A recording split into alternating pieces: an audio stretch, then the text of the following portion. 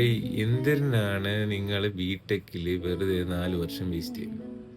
അത് ചെയ്യരുത്. ഇവിടെ ഈ 4 വർഷവും വേസ്റ്റ് ആവരുത് എന്ന് ആഗ്രഹമുള്ളവന്മാരാണെങ്കിൽ താഴെ ഒന്ന് കമന്റ് ചെയ്തേക്കും. നിങ്ങൾക്ക് അങ്ങനെ ചിന്ത വരുന്നുണ്ടെങ്കിൽ നിങ്ങൾ ബിടെക്കിൽ ജോയിൻ ചെയ്യുന്ന സമയത്ത് നേരെ പോയിട്ട് ബാങ്ക് കോച്ചിങ്ങോ IELTSO PSU SSO ചെയ്യുക.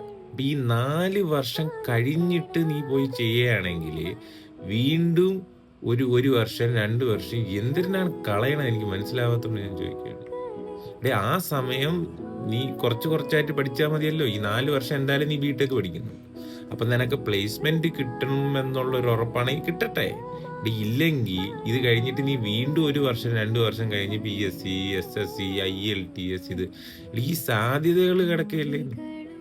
അപ്പം ഡയറക്റ്റ് ആയിട്ട് നീ ബിടെക്കിൽ ജോയിൻ ചെയ്യുന്ന സമയത്ത് പാരലി പോയിട്ട് ഒരു PSCക്ക് ജോയിൻ ചെയ്യുക. അപ്പോൾ ഇത് ഒന്നെന്ന് പറയണത് പാരൻസിൻ്റെ ഒരു പ്രഷർ നമുക്ക് കുറയ്ക്കാൻ പറ്റും. അവർക്ക് തന്നെ ഇവനൊരു ദീർഘദൃഷ്ടിയുള്ള ഒരു പയ്യനാണ് അപ്പം നിങ്ങൾ അലമ്പ് ആണെങ്കിൽ പോലും ഇവനൊരു ബാക്കപ്പ് പ്ലാൻ ഉണ്ട് എന്ന് വീട്ടുകാർക്ക് കൊടുക്കാൻ പറ്റും. അത് വലിയ ഒരു പ്രഷർ നിങ്ങൾക്ക് കുറച്ച് തരും.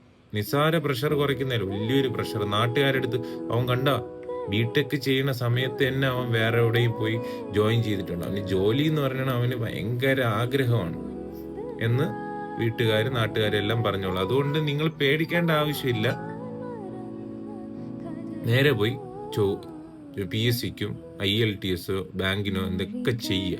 അതുകൊണ്ട് അത് നിങ്ങളുടെ പാരൻസിനോ നിങ്ങൾക്കോ കൊടുക്കുന്ന ഒരു കോൺഫിഡൻസ് ഉണ്ടല്ലോ, അത് ഭയങ്കര വലുതാണ് കേട്ടോ.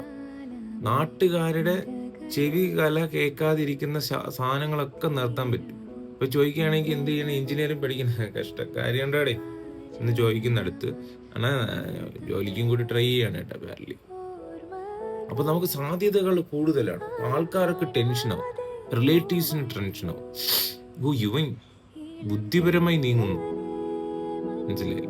സോ അതൊക്കെ ചെയ്തു കഴിഞ്ഞാലേ മാത്രമേ ഈ ഒരു കാലഘട്ടത്തിൽ രക്ഷപ്പെടാൻ പറ്റൂ.